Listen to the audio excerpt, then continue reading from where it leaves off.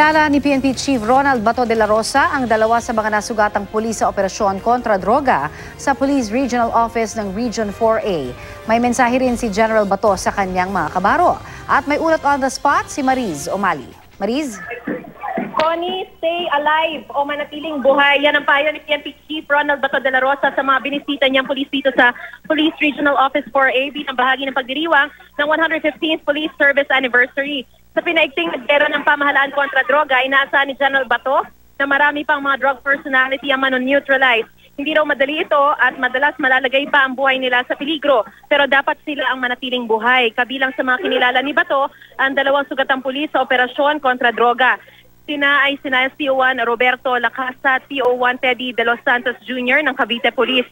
Si Lacasa nahulog sa police mobile matapos itulak ng drug suspect na naaresto nila nang mang-agaw daw ito ng baril habang hinahatid nila ito sa presinto. Pinangakuan ni General Bato itong mga wanted police personnel na bibigyan sila ng baril bilang isa sa mga gantimpala. Sa kondisyong dapat marami pa raw silang mapatay na suspect o addict na nanlalaban. Nanlalaban to, Connie, ringan pa ang CHR ng sabihan na pag namatay ang mga pulis, walang human rights ang magpapakain sa kanilang mga naulilang anak. Pero muli niya sinabing hindi inukonsinti ang paglabag sa human rights. Matatanda ang Region 4A ang isa sa mga rehiyon sa bansa na pinaka-apektado ng droga. 75% kabuang bilang ng mga barangay dito o 3,011 na barangay ay apektado ng droga. Inasa ang bahagi ito sa magiging layo ng PNP Chief na palalahanan ng mga alagad ng batas na lalo pang paigtingin ang kampanya kontra droga sa lugar na ito. At Connie, may magandang balita rin naman daw ang Region 4A kay General Bato, no?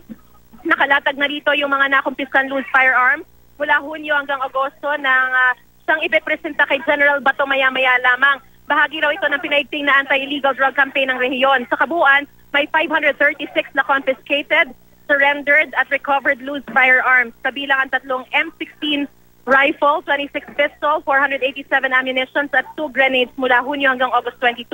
303 ang arestado, kabilang ang 61 civilians, 3 security guard at 1 police officer. Sa mga isinagawang operasyon, 38 ang mga suspect na napatay na sa isang enkwentro.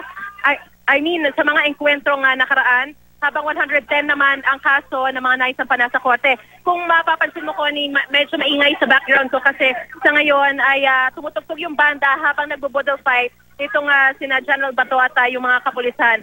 At pagkatapos nito ay may impormasyon tayo na meron daw personalidad na susuko kay General Bato at yan ang ating aantabayanan. Susundan din ito ng isang command conference dito pa rin sa Camp Vicente Lim. Connie? Maraming salamat, Mariz Omali.